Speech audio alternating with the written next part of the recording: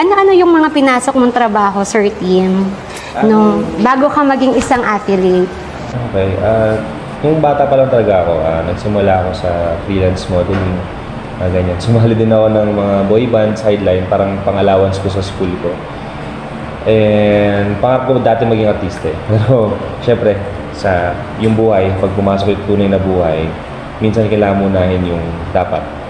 So, nung college ako, nag-start ako mag-work sideline sa mga restaurant, gano'n.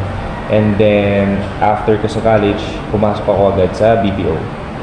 Sa BPO industry ako. So, kanina nabanggit mo na gusto mo maging artista. So, ngayon, as an affiliate, actually, para na rin tayo, or para ka na rin artista kasi marami na ang sumusuporta and talagang marami ka ng followers. Kasi parang nakita ko nasa 56,000 na yung followers mo. Tama ba, sir? Yes, nasa ano na ngayon, 71. Ayun, yung last check ko nasa 56, pero ngayon 71,000. Patuloy pang dumadami, di ba, sir? Yes. So, kumbaga, ang buhay kasi ng isang affiliate is para ka na rin artista.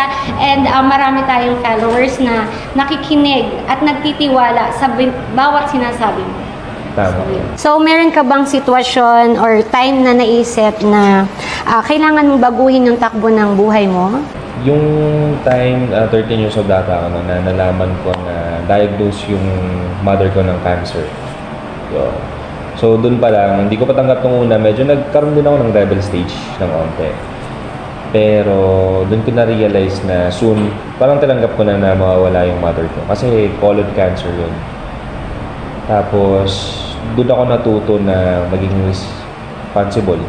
Ganyan. Kasi, yung father ko minsan lang pupunta, may bisita. Ganun. And si mama, balik-balik na siya ng hospital that time. So, doon pa lang sa age na yun, sa 30, na-realize ko na dapat kaya ko tumayo sa sarili ko. Yun yung big change ko. So, simula 13 years old, tama ba? So, yung medyo bata pa. Actually, karaniwan sa mga kabataan ngayon, lalo sa napapansin ko sa mga pamangkin ko, sa mga nakikita ko ng mga kabataan, minsan hindi pa sila namumulat kung ano ba talaga ang dapat nilang gawin. Talagang tutok lang sila sa online. Pero, ikaw, 13 years old ka pa lang, pero nakita mo na kailangan mong tumayo sa sarili mo dahil sa kalagayan ng pamilya mo. So, actually ako din, kung i-compare ko rin yung buhay ko sa ngayon, kasi ang tatay ko nagkasakit, and kagabi lang, bumili ako ng oxygen and ng gamot para sa kanya.